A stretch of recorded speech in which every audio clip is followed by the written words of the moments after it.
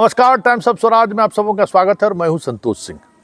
और आज हम टाइम्स ऑफ स्वराज में बात कर रहे हैं बिहार में जो सवर्ण की राजनीति है उसके अंदर की छटपटाहट की।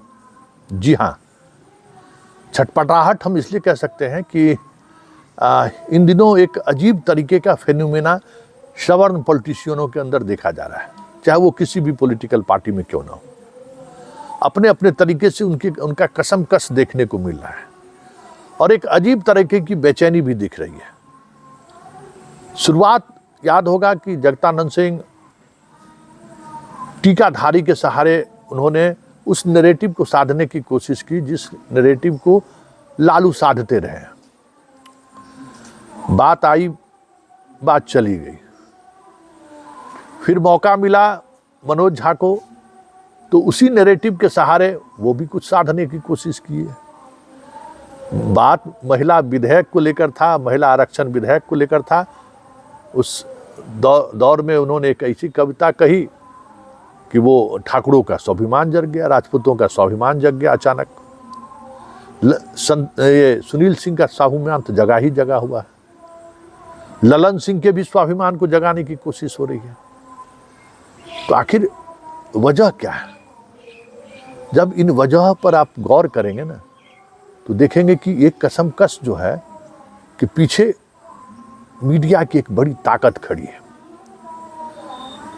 वो ताकत किस तरीके से सवर्ण राजनीति का जो कंट्राडिक्शन है, उस कंट्राडिक्शन को बढ़ाने का काम कर रहा है। मतलब जो काम बीजेपी और संघ नहीं कर पा रही है, वो काम बिहार में मीडिया कैसे कर रही है, जरा इसको समझिए। और मीडिया किसके साथ कर रही है? क्योंकि देखिए, मीडिया का प्रवेश, मीडिया में सवर्ण प्रवेश भी सवर्ण के बीच, तो राजनीति किसको साध सकते हैं? किसी पिछड़ों और अति पिछड़ों और दलित और महादलित और अल्पसंख्यक के बीच तो साध सकते नहीं हैं। साधने के लिए सवर्ण ही है। तो जरा इस बात को गौर करिए कि 21 तारीख को मनोज झा पार्लियामेंट में ये बात बोलते हैं और कल शाम को चेतन आनंद का चेतन जग जाता है अचानक कि ये तो हमारे स्वाभिमान पर ठेस है। 6 दिनों से कहां सोए हुए थे, समझ से परे की बात है। तो ये 6 दिनों के बाद स्वाभिमान जगा कैसे, इसका इनसाइट स्टोरी भी हम बताते हैं आपको। सुनील सिंह का इन दिनों स्वाभिमान कैसे जग गया और बात बात पर चीजें चला रहे हैं, उसके पीछे का भी हम इनसाइट स्टोरी बताएंगे। और मनोज झा जो कर रहे हैं उसके पीछे का भी इनसाइट स्टोरी आपको बताएंगे कि ये जो सवर्ण पॉलिटिशियन हैं, जो अलग अलग धरे में समाजवादी या समाजवाद के सहारे जो राजनीति चलाने की कोशिश हो रही है, उस धरा में जो लोग हैं, उन लोगों की राजनीति इन दिनों क्यों असहज हो गई है, वजह वही इनसाइड स्टोरी की वजह है। देखिए, चेतन आनंद के यहाँ कल शाम को कुछ मीडिया वाले पहुंचे और ये मीडिया वाले उससे पहले दोपहर में खबर चला चुके थे कि नीतीश और ललन में विवाद बढ़ता जा रहा है और किसी भी समय ये स्थिति उत्पन्न हो जाएगी कि ललन सिंह को पार्टी छोड़ना पड़ेगा। ठीक शाम में एक खबर आती है कि अशोक चौधरी और अनंत सिंह की मुलाकात आईजीएमएस में हुई है। दोनों दांत का इलाज कराने के लिए आईजीएमएस पहुंचे थे। ये खबर भी मीडिया के सर्किल में बड़ी तेजी से फैली। उसके थोड़ी देर बाद खबर आती है कि रणवीर नंदन की विदाई हो गई है। वो नीतीश खासा नाराज, तब तक उनका रिलीज जारी हो गया कि हम इस्तीफा दे दिए। और शाम ढलते ढलते चौथी खबर आ गई कि चेतन आनंद फेसबुक पर लिखे हैं बड़ा मनोज झा के बारे में। वो तो 21 तारीख को आया और गया, लोगों को पता भी नहीं था कि ये क्या हुआ। और सुनील सिंह का अपना परेशानी है। सुनील सिंह चाहते हैं कि बिहार के ब्यूरोक्रेसी पर उनका कब्जा हो, हमारे लोग डीएम एसपी से लेकर थानेदार तक बढ़े। वो हो नहीं पा रहा है। कसमकस की स्थिति वही है। वो 2-3-4 ट्रांसफ़र कराने में कामयाब रहे हैं, लेकिन उनकी इच्छा बड़ी है। तो वो उनके कसमकस की वजह ये है, और कसमकस की वजह के पीछे भी कुछ वजह है। ये सारी वजह को जब आप गौर से देखेंगे तो देखेंगे कि इस मीडिया से लेके जो सवर्णों का जो एलीट वर्ग है, जो एक तरीके का मतलब प्रभावित करने वाला जो वर्ग है, वो वर्ग कहीं न कहीं बीजेपी से जो बाहर सवर्ण हैं उनको लेकर सहज नहीं है। उनको घर से लेके, घरवाली से लेके घर वालों तक के बीच उनको घेराबंदी करने की कोशिश रोज होती है। करे कहाँ फंसे हुए हैं, अरे जोगी जी, अरे मोदी जी कहाँ कहाँ फंसा दिए हैं। तो जो आइडियोलॉजिकली मजबूत होता है, जो आइडियोलॉजी के सहारे किसी दल से जुड़ा होता है, तो उनके पास तर्क भी होता है, और तर्क होता है तो वो तर्क का शतार्थ भी होता है, तो चीजें बदलती रहती हैं। लेकिन समस्या क्या है, आज जितने सवर्ण हैं राजनीति में, उन सवर्णों की राजनीति को अगर आप देखेंगे तो भले वो राजद के साथ हैं, जदयू के साथ हैं, लेकिन वैचारिक रूप से वो आज भी संघ और बीजेपी ही है। क्योंकि वैचारिकता की वजह से वो उसके साथ बहुत कम नेता आपको मिलेंगे जो आपको वैचारिक रूप से संघ और बीजेपी को लेकर उनका डिफरेंसेज है।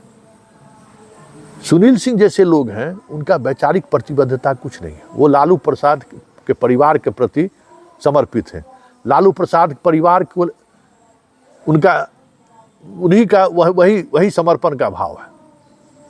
तो उनका कोई वैचारिक प्रतिबद्धता है नहीं कि उस वजह से इन सब चीज़ों को, ये छोटी लड़ाई है, हमें बड़ी लड़ाई लड़ना है, इसकी समझदारी है ही नहीं। तो वो एक अलग तरीके। और उसके बाद मीडिया का एक ग्रुप है ही जो चाहता है कि खबर बने रहे कि नीतीश और लालू में मतभेद, नीतीश और लालू में मनभेद। तो वो जो तत्व है, वो तत्व आप देखिएगा, कुछ खास चैनल है यूट्यूब पर भी और चैनल में भी आपको, जिसका सुनील सिंह का बयान एकदम चलना ही चलना है, उसी तरीके का बयान। इसी तरीके से चेतन आनंद जो फेसबुक पर लिखा है, वो रहस्य ये है कि जो पत्रकार उनसे मिलने गए और जो इस चीज़ को उन्होंने बनाया नैरेटिव, ये पूरी तौर पर बीजेपी के कार्यालय में बैठकर ये चीज़ें तय की गई कि देखिए इस तरीके से हुआ है। और संयोग ऐसा है कि जिस वक्त ये चीज़ें हो रही थी, ठीक उसी वक्त पता चला कि चेतन आनंद पटना पहुंच रहे हैं।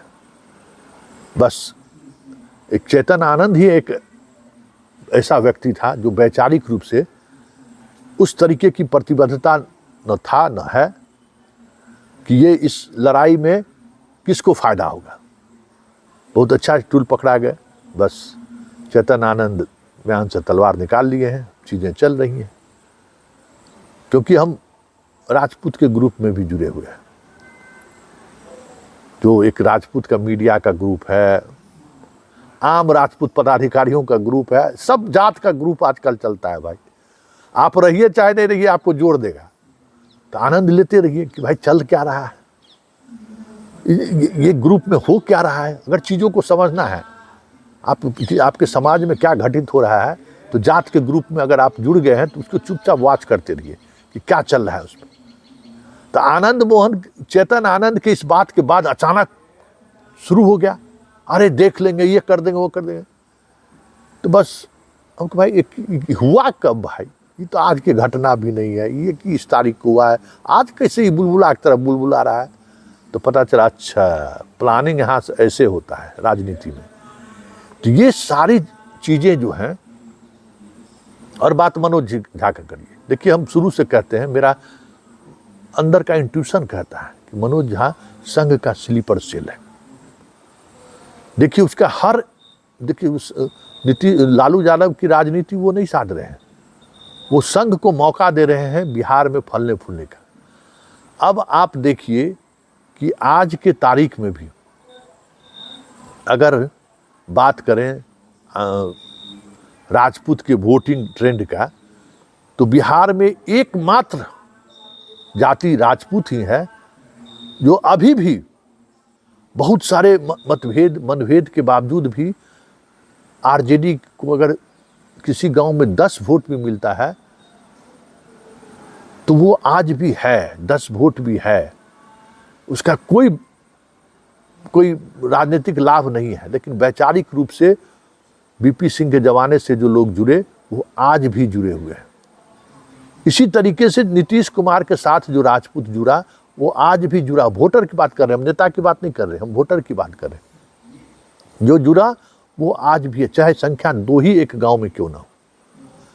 तो ये जो चीजें हैं ना वो आज भी बीजेपी को खटकती है। हमारी बात तो सबसे होती है कि ये पूरी तौर पर नैरेटिव सेट नहीं हो पाता। विरोध का स्वर अचानक वहां भी उनको सुनने को मिल जाता है। और स्वाभाविक तौर पे सवर्णों के गांव में अगर विरोध का स्वर अगर एक व्यक्ति का भी मजबूत से निकल गया तो बहुत सारी चीजें बदलने लगती है। तो ये जो राजनीति है ना वो राजनीति कहीं ना कहीं आज पूरे बिहार में देख रहा है। उसकी छटपटाहट भी अपने आप की राजनीति, आपकी राजनीति क्या हो सकती है, आप किसके साथ खड़ा रहे हो राजनीति में। ये समझदारी की जब क्राइसिस होती है तो यही स्थिति होती है। हर कोई अपने जात के नेता से आइडेंटिफाई करता है, जुड़ता है वहाँ। राजनाथ सिंह हैं तो स्वाभाविक तौर पर पूरे देश के जो राजपूत हैं राजनाथ सिंह से एसोसिएट है। और देखिए ये संयोग नहीं हो सकता है। जिस समय चेतन आनंद इस पर बयान दे रहे हैं तो चेतन आनंद का एक भाई राजनाथ सिंह से भी मिल रहा है और वो तस्वीर फेसबुक पर वायरल कर रहा है।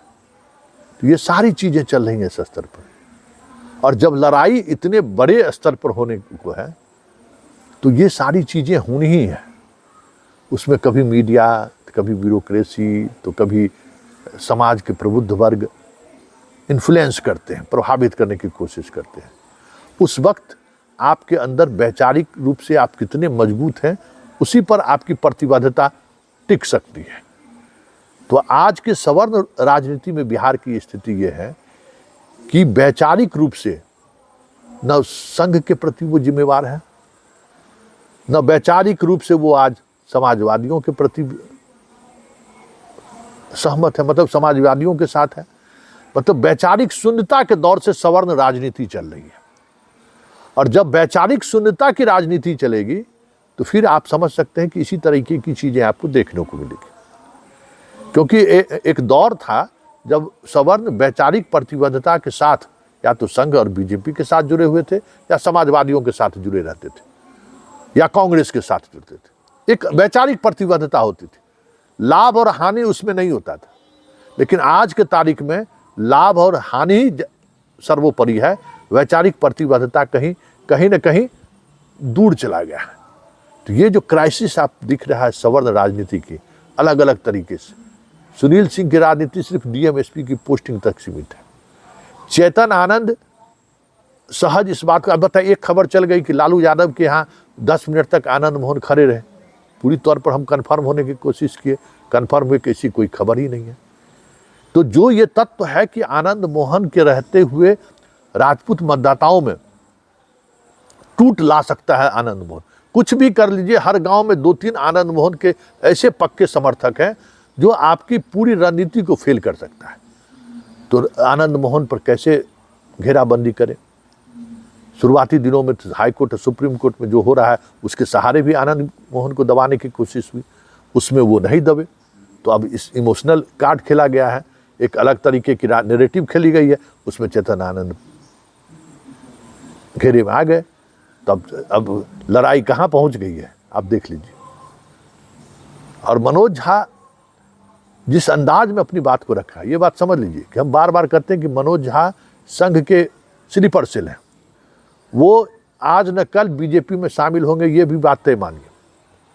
उनको कोई रोक नहीं सकता है, वो बीजेपी जाएंगे ही जाएंगे, क्योंकि उनकी मानसिकता यही है। वो लालू परिवार के प्रति जिम्मेवार नहीं है, हाँ तेजस्वी के प्रति जिम्मेवार हो सकता है, लेकिन राजनीति उसकी जो है, मनोज झा की राजनीति हमेशा राजनीति संघ और बीजेपी को मजबूत करने वाली राजनीति रही है। चाहे वो कन्हैया का इशू हो, चाहे ठाकुर की राजनीति की इशू हो, या कई मसले पर। भाई देखिए एक चीज समझ लीजिए, समाजवादी आंदोलन के पृष्ठभूमि से कई सवर्ण नेता निकले हैं लेकिन वो अपनी राजनीति समाजवाद के सहारे साधते थे। समाजवादियों के सहारे अपनी राजनीति नहीं साधते थे, अपनी राजनीति साधते थे। मतलब अगर हम सवर्ण हैं और जात की राजनीति हो रही है, हम पिछड़ों के साथ राजनीति में हैं, हम अपने और पिछड़ों की राजनीति को साधते थे। लेकिन आज है कि हम ब्राह्मण हैं, अपने जात बिरादरी में नहीं जाएंगे कि समाजवाद को लेकर। मनोज झा कभी नहीं गए होंगे, नहीं जाते हैं, लेकिन आप लालू यादव का लठैत बन के बात जरूर कीजिएगा, तो समस्या खड़ी होती है। जब आप अपने समाज के लोगों को समाजवाद के लिए प्रेरित करिएगा, समाजवादी पृष्ठभूमि को आगे बढ़ाइएगा, तब ये सारी चीज़ें कंट्राडिक्शन के रूप में सामने नहीं आएगी जो आज सामने आया है। और सबसे इतर जो सबसे महत्वपूर्ण बात है कि जिन चीज़ों को की तरफ हम इशारा कर रहे हैं वो ये है कि बीजेपी से बाहर जो भी सवर्ण है, अगर वो वैचारिक रूप से मजबूत नहीं है तो उसका टिके रहना बहुत मुश्किल है। इधर इस तरीके का चारों तरफ से, परिवार से लेकर रिश्तेदार, नातेदार, सबका दबाव तो है ही। रामराज की सबसे ज़्यादा चिंता उन्हीं लोगों की है। और दूसरी कि वैचारिक रूप से इतनी, मतलब कह सकते हैं कि शून्यता की स्थिति में सवर्ण राजनीति आ गई है कि वो चाह के भी जो है से चीज़ों को बदल नहीं पा रही है। मतलब आर्गूमेंट नहीं कर रही है कि क्यों संघ और बीजेपी इस देश के लिए नुकसान पहुंचा सकता है, क्यों संघ और बीजेपी इस देश के लिए जरूरी है। दोनों के पास आर्गूमेंट नहीं है। तो जब आर्गूमेंट जिस समाज में खत्म हो जाता है तो उसमें इसी तरीके की अराजकता देखने को मिलती है।